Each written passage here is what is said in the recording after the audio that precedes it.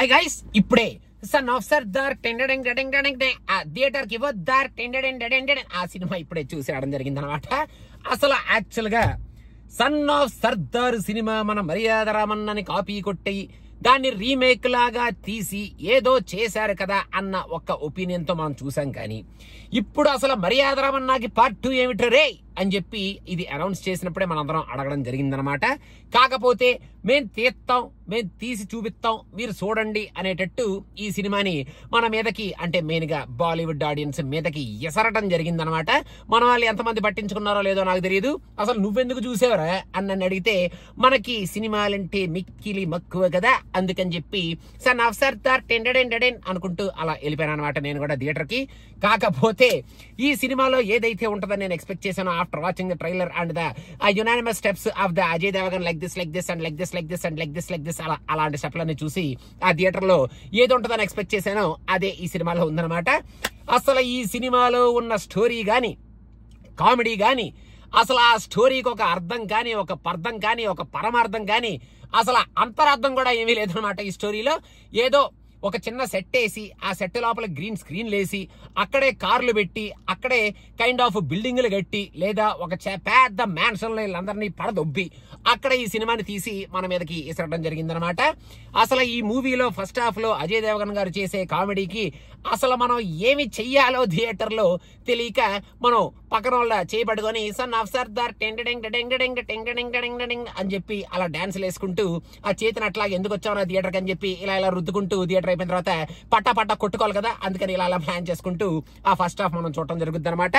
అసలు ఈ story establishment కి ఒక రీజన్ కానీ, ఎస్టాబ్లిష్ అయిన తర్వాత పోనీ అక్కడైనా కామెడీ వస్తుందా అంటే మనం వెయిట్ చేస్తూ ఉంటాం. సినిమాలో 15 మినిట్స్ అవుద్ది, హాఫ్ అన్ అవర్ అవుద్ది, 45 మినిట్స్ అవుద్ది, 1 అవర్ అవుద్ది, ఇంతకి చివరికి ఇంటర్వెల్ కూడా అయిపోద్ది రే. కాకపోతే అక్కడ మనకి ఒక్క సీన్ కూడా నవ్వు కానీ, నవ్వాలన్న కైండ్ ఆఫ్ ఇంటెన్షన్ కానీ, నవ్వాలన్న కైండ్ ఆఫ్ ఒక జనరేట్ చేసే క్యూరియాసిటీ అక్కడ సీన్ లో ఉండే కైండ్ ఆఫ్ ఆ ఎక్స్ప్రెషన్ కానీ ఏమీ మనకు అక్కడ కనపడదు అనమాట.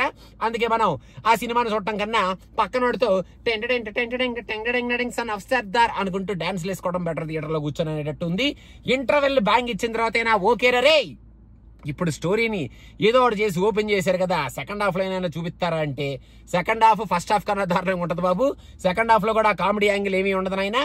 వాళ్ళు అనుకున్నదే కామెడీ అన్నట్టు ఆ కామెడీని ఏదో చూపిస్తూ ఉంటారు. మన అజయ్ దేవగన్ ఫస్ట్ నుంచి లాస్ట్ వరకు one of the wonderful weakest performance ఈ సినిమాలో ఇస్తాడనమాట. ఆయన నార్మల్ గా కామెడీ చేస్తే ఇరక్కొట్టేస్తాడు. కాకపోతే ఈ సినిమాలో మరి ఆయనకి బాగా కలర్ఫుల్ గా కనిపించాలని ఫస్ట్ నుంచి లాస్ట్ వరకు హీరోయిన్ కన్నా ఎక్కువ మేకప్ వేశారు ఏమిట్రా బాబు ఈయనకి అనేటట్టు అంత మేకప్ వేసుకొని ఫస్ట్ నుంచి లాస్ట్ వరకు జస్ట్ ఆ టర్బన్ ఒకటి కట్టుకొని కనిపించిన వాళ్ళందరితో డెంగ్ అనేటట్టు స్టెప్ వేస్తున్నాడు ఏమిటి అనే తప్ప ఇంకా ఏమీ ఉండదన్నమాట ఈ సినిమాలో ఆయనకి పర్ఫార్మెన్స్ ఇవ్వడానికి స్కోపు. ఇంకా మిగతా క్యారెక్టర్ ఆర్టిస్టులు మనం మృణాల్ ఠాకూర్ ను కూడా వాళ్ళు పెద్ద వాడుకుందేమీ లేదు నాయన. ఈ అమ్మాయికి అంటే మనం జెనీలియా క్యారెక్టర్ అంటే ఆరెంజ్ సినిమాలో Genelia character kind of character అనుకోండి.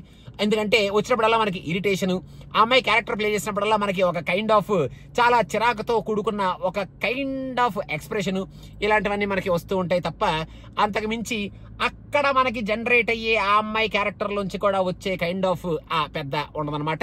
ఇంకా ఆ అమ్మాయిని కూడా one of the weakest roles లాగా మనం తీసి పక్కన పడేయచ్చు. ఇంకా క్యారెక్టర్ ఆర్టిస్టులు అన్నట్టు 4-5 ఉంటారు, క్యారెక్టర్ లెస్ ఆర్టిస్టులు అనమాట వాళ్ళు. ఎందుకంటే ఈ సినిమాలో ఆ క్యారెక్టర్ ఎందుకుందో వాళ్ళకి కూడా తెలియనట్టు వాళ్ళు క్యారెక్టర్ ఆర్టిస్టులు లాగా ఈ సినిమాలో క్యారెక్టర్ లెస్ క్యారెక్టర్ ప్లే చేస్తూ ఉంటారు అనమాట. చాలా మంది ఉంటారు బాబు వాళ్ళు ఏదో జోకులు వేసుకుంటూ ఉంటారు, ఏదో పాకిస్తాన్ మీద జోక్ అంటారు, ఏదో సర్దార్ మీద జోక్ అంటారు, మళ్ళీ మాటికి సర్దార్ మీద కామెడీ చేయకండి అంటారు. అసలు సర్దార్ మీద కామెడీ చేయకండి అని చెప్పి సర్దార్ ని హీరోగా పెట్టి కామెడీ సినిమా ఎందుకు తెస్తున్నారో నాకు ఇప్పటివరకు అర్థం కాలేదు. అందుకే నేను అనమాట. ఇంకా పోనీ మ్యూజిక్ అయినా ఏమైనా బాగుందా అంటే ఆ సన్ ఆఫ్ సర్దార్ ఆ సినిమాలో ఆ పాట ఒక్కటి బాగుంటది. ఇంకా మిగతాదంతా మన అజయ్ దేవగన్ అలా నించొని కళ్ళతో ఇలా డాన్సులు, ఈసారి ఏదో కొత్తగా ముక్కుని ఇలా అనుకోటాలు, చేతులు ఇలా పిసుక్కోటాలు, చేతులు ఇలా అంటే హీరోయిన్ ఇలా తల ఊపటాలు, ఇలాంటివన్నీ ఏదో వెరైటీ స్టెప్పులు అన్ని వేశారనమాట. ఆ స్టెప్పులు ఇంటికి వెళ్ళి పొరపాటు ట్రై చేశారు ఎవరితోనైనా చంపలు బగిపోతాయి. అందుకని నేను కూడా థియేటర్ లో చూసి ఆ స్టెప్పులు మర్చిపోయి ఇంటికి వచ్చేస్తాను అనమాట. అలాంటి ఇంట్లో ట్రై చేయలేదు అనుకోవట్లేదు నేను కూడా. ఇంకా last but not the least ఈ సినిమాకి వెళ్ళాలా అని మీరు అనుకుంటే ఓకే, ఖచ్చితంగా వెళ్ళొచ్చు, ఎందుకు వెళ్ళకూడదు. కాకపోతే వెళ్తే చేతికి ఒక కడియం వేసుకొని మీరు కూడా థియేటర్ ఫస్ట్ నుంచి లాస్ట్ వరకు సినిమా చూస్తున్న ప్రతిసారి మీకు నవ్వురాని ప్రతిసారి నీ పక్కన ఎవడైనా ఉంటే నాకు తెలిసి ఖచ్చితంగా ఎవడు ఉండడు. ఎందుకంటే ఈ సినిమా ఎంతమంది చూడాలనుకుంటున్నారో నాకు తెలియదు కాబట్టి పక్కన వాడు, లేకపోతే మీరే రెండు చేతులను ఇలా పెట్టుకొని ఒక చేతిని ఇంకో చేతిని చూసుకుంటూ అనుకుంటూ డాన్స్లు వేసుకుంటూ అట్లీస్ట్ ఆ డాన్స్ లో ఒక ఎంజాయ్మెంట్ పొందుతూ మీరు ఈ సినిమాని కంప్లీట్ చేయొచ్చు అనమాట. ఇంక ఈ సినిమాలో ఉన్న కామెడీ మాత్రం దాన్ని క్రింజ్ అని కూడా అనలేమన్నమాట. అది గంజ్ కామెడీ అనమాట. అది అసలు అది ఏమి కామెడీనా వాళ్ళకి కూడా తెలియదు. కాకపోతే ఇక్కడ పెద్ద ట్విస్ట్ ఏంటంటే, నా మైండ్ బ్లాక్ అయిపోయి మైండ్ దొబ్బేసిన ట్విస్ట్ ఏంటంటే, నా ముందు రోలో ఒక 4 లేడీస్, వెనకాల ఒక 2-3 ఫ్యామిలీస్ కూర్చొని ఉన్నారనమాట.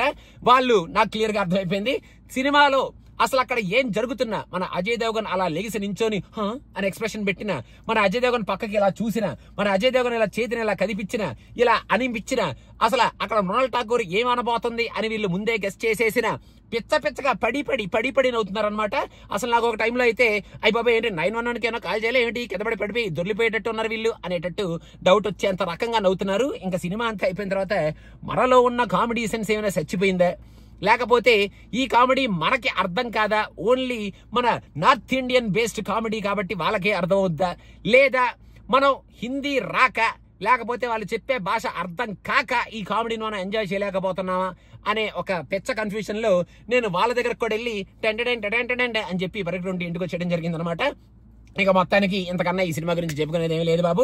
సార్ నవ్సర్దార్ సినిమా థియేటర్కి ఇవ్వద్దార్ అనమాట. ఇంకా మీరు వెళ్ళాలనుకుంటే వెళ్ళండి, కాకపోతే చెప్పే కదా టెంటెంట్ అది మాత్రం మర్చిపోకండి. సో అదనమాట.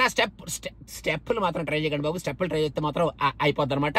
సో అది సంగతి. ఇంకా ఇంత చెప్పిన తర్వాత మీరు టెంటెంట్ అనమాట. ఓకే, మనం సినిమా పిచ్చాక మీరు సబ్స్క్రైబ్ అవ్వతే వెంటనే సబ్స్క్రైబ్ అయిపోండి. ఎందుకంటే Kingdom what if and Kingdom let's talk or coming very soon. And Vegas పిచ్చా ఇన్స్టాగ్రామ్ పేజ్ ని ఫాలో అవ్వకపోతే ఒకసారి ఫాలో అయిపోండి. మంచి కాంటెంట్ ఆ పేజ్ లో పెట్టబోతున్నాం రిలేటెడ్ టు వేగస్. సో అదనమాట. Thank you so much.